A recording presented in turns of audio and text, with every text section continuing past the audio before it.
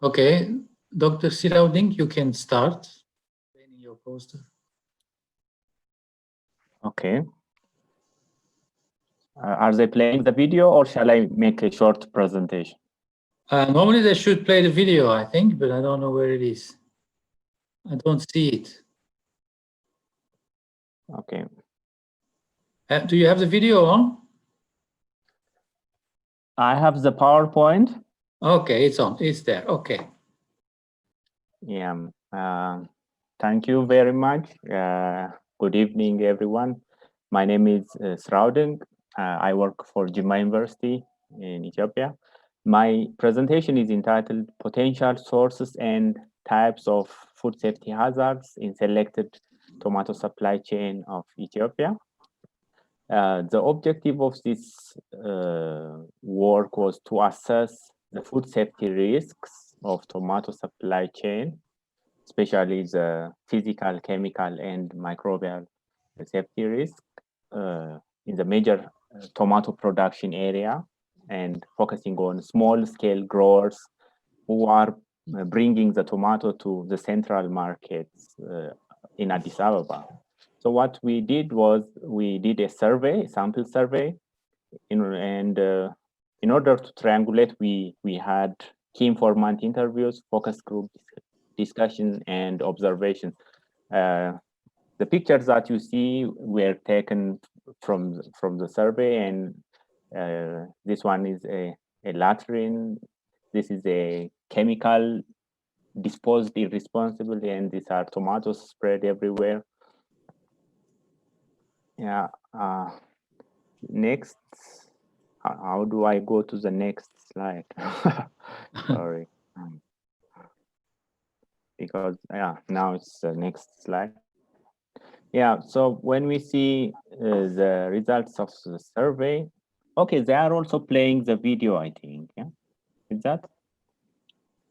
Yeah, they're playing the video. Can you hear my voice on the video or the one that I'm speaking now? Hello, everyone. My name is Rauden. My poster presentation is entitled Potential Sources and Types of Food Safety Hazards in Selected Tomato Supply Chain of Ethiopia. The goal of this study was to assess potential chemical, physical, microbial food safety risks in the major tomato production setting in Ethiopia.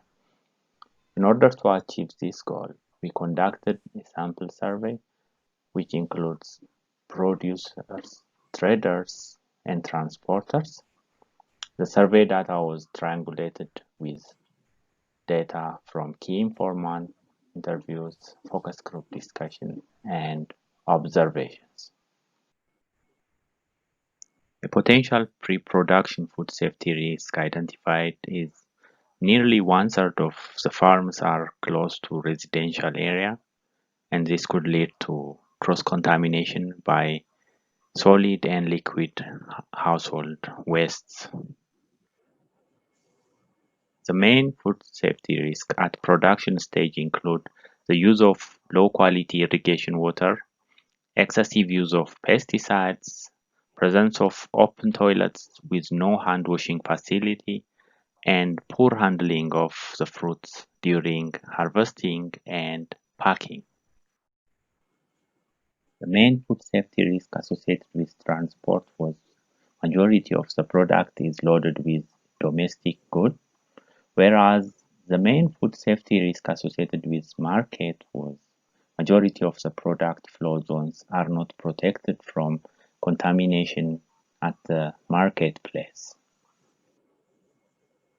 We concluded that the food safety system in the tomato supply chain were found to be inadequate. Awareness creation and training programs for all actors, establishing ethical code and standards, enforcing regulation of food safety is recommended.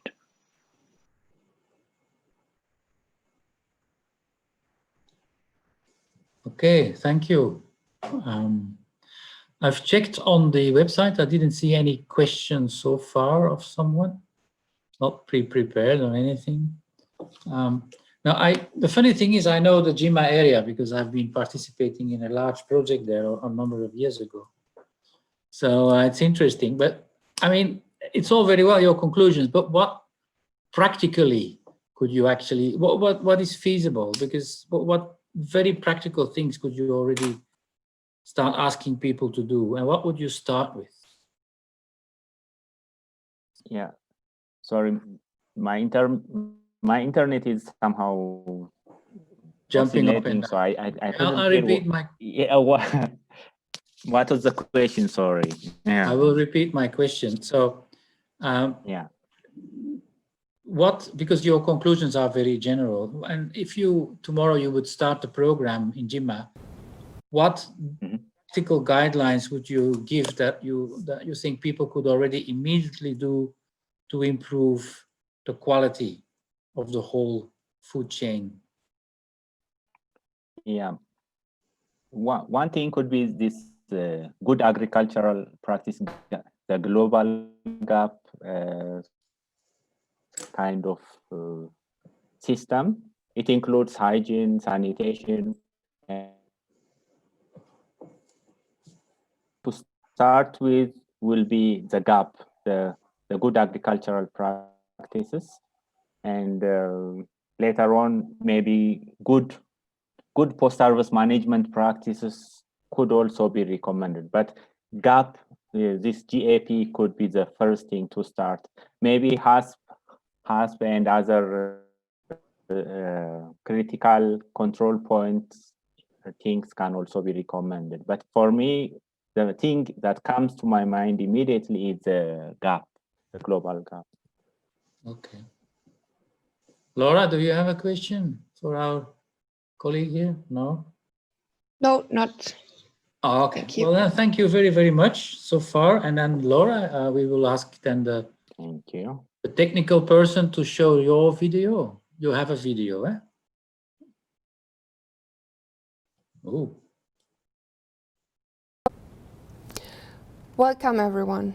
Today, I would like to talk about nutritional quality and food safety in processed small indigenous fish species from Ghana. Achieving food and nutritional security is still a challenge for large parts of the population in sub-Saharan Africa. Sufficient nutrition and safe foods are crucial to fight food insecurities and malnutrition and to reach the Sustainable Development Goals 2, no hunger, and 3, good health and well-being by the UN. Fish consumed whole is a good source of protein, minerals and vitamins, as bones, brain and viscera are nutrient dense. Fish is being processed to prevent rapid spoilage of the caught fish. In Ghana, smoking and/or drying are the most popular methods to preserve fish. But smoking over open fire is the leading cause to contamination with polycyclic aromatic hydrocarbons, PAHs. Furthermore, insufficient drying and recontamination during subsequent steps of the value chain may be sources of high bacterial loads and bacterial contamination. In our study, we collected 6 different fish species from 5 different markets in Ghana. And these samples had been analyzed for nutritional quality, protein, total fat, vitamin A1, B12, selenium and zinc. Bacterial loads, total colony counts and coliform bacteria and the concentration of PaH4 as well as heavy metal concentration of cadmium, lead, mercury and arsenic. Smoked fish of the analyzed species was confirmed a good source of protein and essential nutrients, contrary to tilapia, which was the least nutrient-dense fish species. Total colony counts were in acceptable range, but coliform counts were exceeding their limit values. PaH4 concentration in all smoked samples exceeded the limit value by the EU of 12 micrograms per kilograms, about 40-fold. Tilapia was the only non-smoked species and did not exceed the limit value. After considering the differences in moisture content in dried fish compared to fresh fish, the concentrations in our samples for heavy metals were within their respective limit values for fresh fish. In conclusion, small fish consumed as whole are a valuable source of protein and essential nutrients. Nonetheless, to ensure safe fish products, the source of high coliform counts should be determined, and to prevent high concentrations of PaH4, improved smoking practices and ovens such as the Ahonto oven and the FAO thyroid processing technique should be promoted for a safer product. Thank you very much for your attention. Okay, thank you. Thank you very much, Laura. That was interesting. I really liked the way you had your presentation filmed. That's impressive. Thank you. How did you do? Is there a software you use for that or a special one? Because it's quite I got some help from the institute, so it was with, I think, Photoshop okay. Illustrator or something. Oh, okay. Yeah. All right. That's good. Yeah, I had a question for you regarding your tilapia. Is that because the nutrient density is that lower and because this is a fish which is not well, they don't fish the fish, they raise it in ponds or something, no?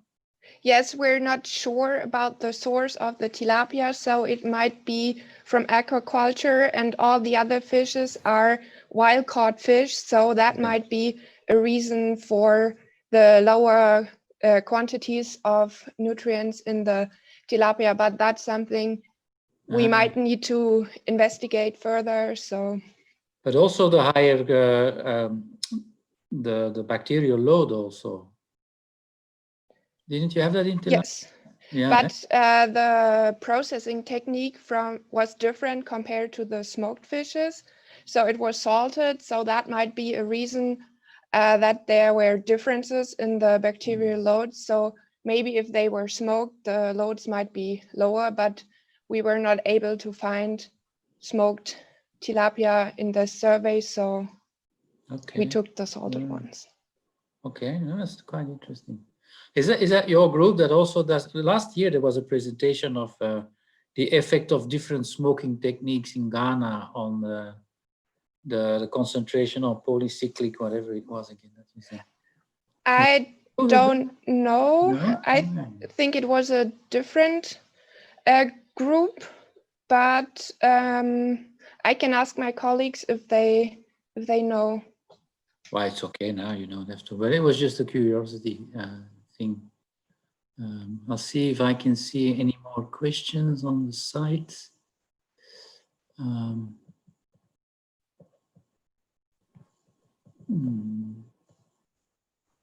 No, I have no questions from outside. Okay. Our Ethiopian guy is already gone, I see. Okay, well, Laura, thank you very much. Very nice work. Are you going to continue working on this, or? Yes, it's my PhD project, so we're still are planning some more work, but due to the COVID problem, we're facing some difficulties. Yeah, I know. So I hope we can continue. Okay, I hope for you too. Okay, good. Thank you. Work. It's very interesting. Thank you. Okay, now we'll go to the last one. That's also a recording of Judith Ndeme, but she's also not present, so we cannot ask her questions. Can the technical person start, please?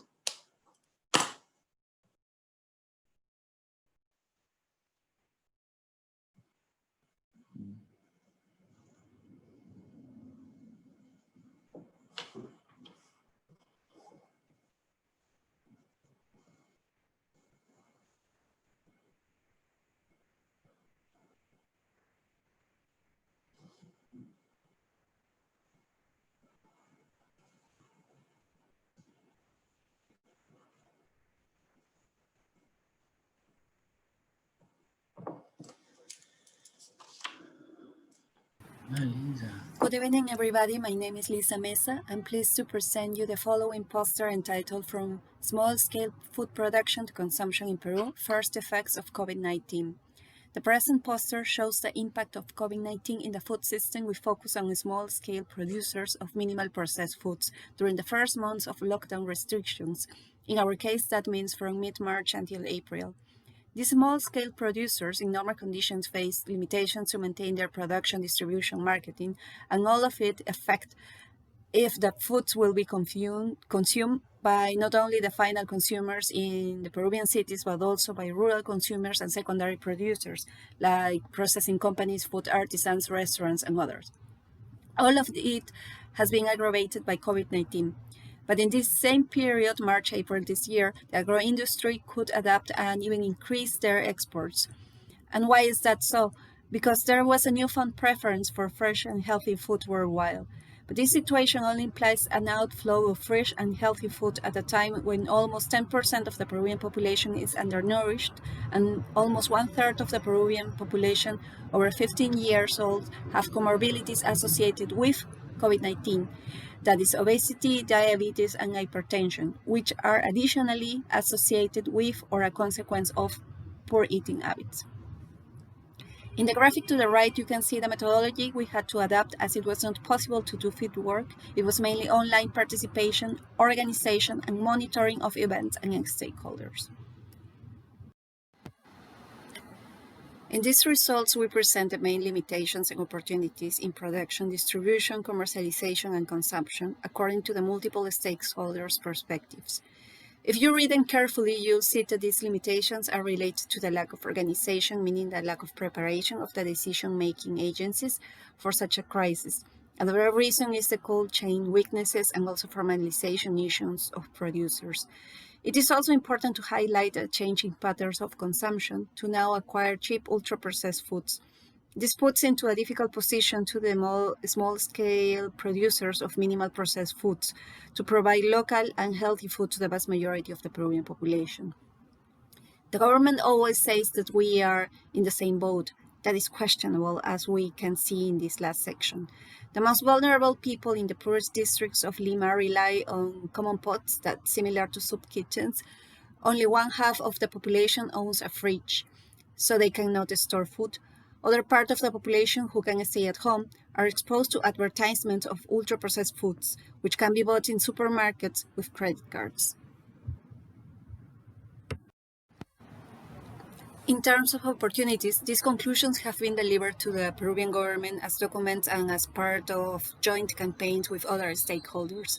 According to this proposal, the strategy that the Peruvian government designs should include the following actions: efficient organization and practical formalization of producers, of course, promotion of agroecology, PES, participatory guarantee systems, extension of GMO moratorium, promotion of public and private purchases directly from producers, support to the new solidarity initiatives, like the new wave of solidarity baskets and soup kitchens, and finally, implementation of food education in schools and in mass media.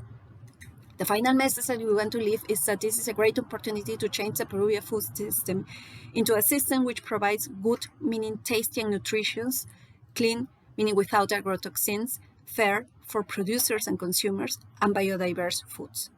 Thank you.